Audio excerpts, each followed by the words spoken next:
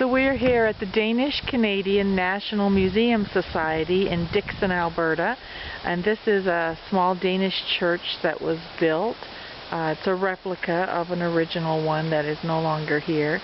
They have kind of a prayer and a memory garden over here. And I'm just going to pan over. This is a replica of a bridge from many, many years ago. We come out into the pond here. It's beautiful country here, actually. Very peaceful. And over here we see the Little Mermaid, which is a replica of the one that is in the harbor in Copenhagen.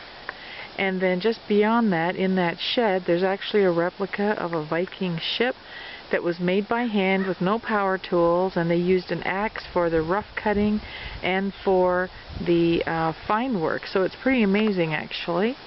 And it's really quite nice here, and if you ever get the opportunity to come and visit, it would be a great place. Upstairs in the house, there are 5 bedrooms that they use for the museum. They have some excellent examples of Danish Bibles, which is pretty cool.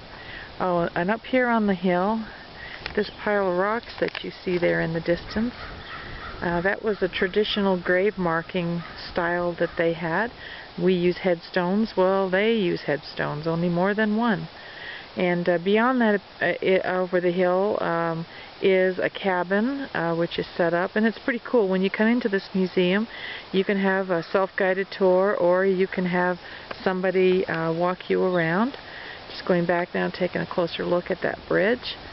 And it's pretty interesting, you know, we talk about Jesus being the bridge between mankind and his sin and then over to God, and he is truly the only bridge.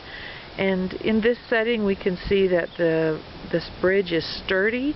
It's constructed of material that's going to last a very long time because it's constructed of bricks.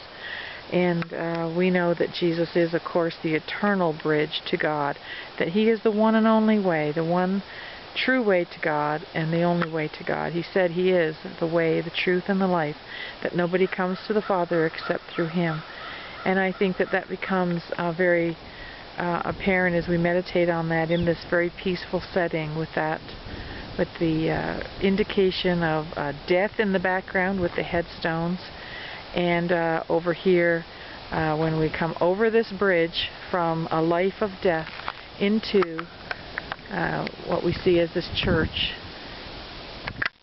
which is, of course, the Church of Christ. That's a symbol of the Church of Christ, and eternal life.